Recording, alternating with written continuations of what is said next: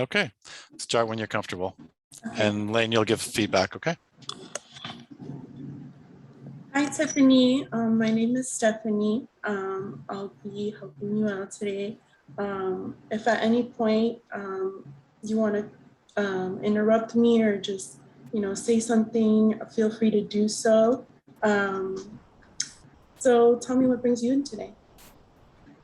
Well, I stopped by a clinic and got some pretty disturbing news. I know my parents are literally going to kill me. I'm pregnant. So I just kind of need help, I guess, navigating what I should do. Right. Tiffany, may I ask how old you are? 15 this August. 15. Are you in school? I am. Yeah.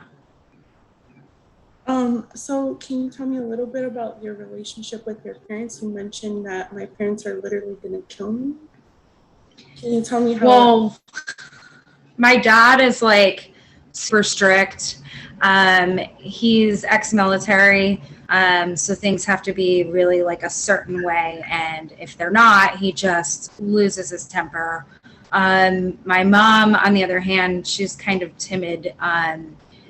Usually just kind of follows whatever law that my dad kind of gives her, instruction that my dad gives her. So I know if they found out I was pregnant, my mom would absolutely just be beside herself. I know she'd be pretty upset, but I don't know necessarily that she would tell me she was upset, but I would be able to tell. My dad, on the other hand, he would like explode in anger. I'm sure of it. Yeah. Well, I mean, your feelings are very valid. I get that you are, I want to say, scared and anxious. Again, correct me if I'm wrong. So how is the relationship with the gentleman that you were with? Are you with him still?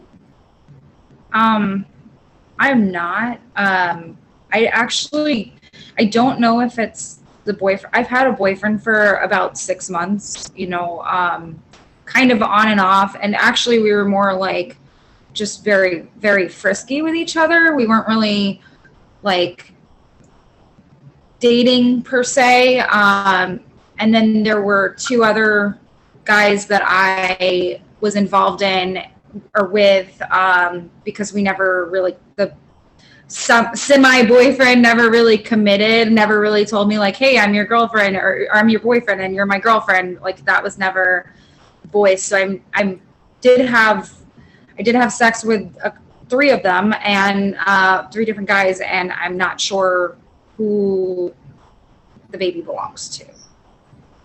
Right. So have you been to the doctor?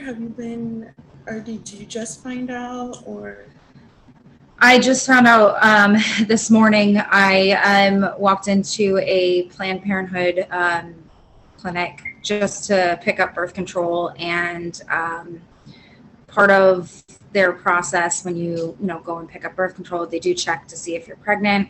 And then the nurse came back in and said that I was pregnant, and I was in tears, just knowing how much it's going to affect my dad.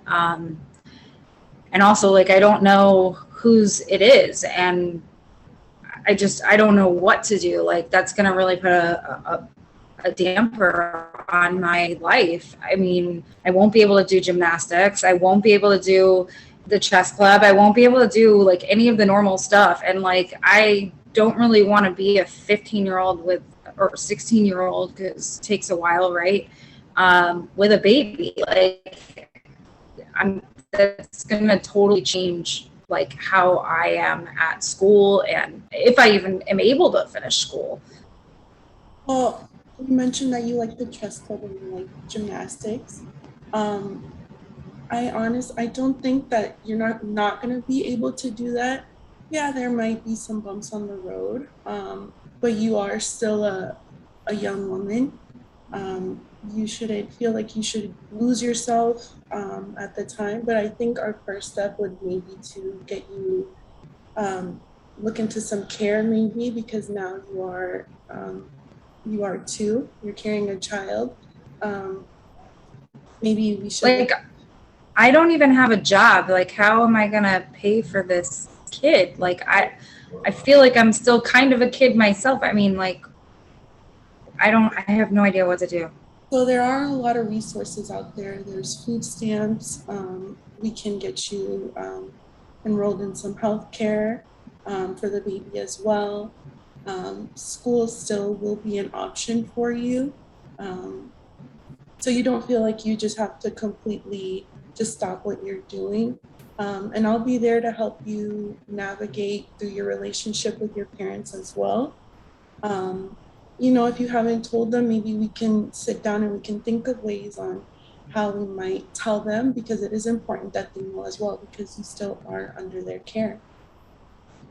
Is there like, can I like not have it? Like, is there a way that I can not have it? Is there like, I mean, literally my parents are gonna kill me if I don't get rid of it first.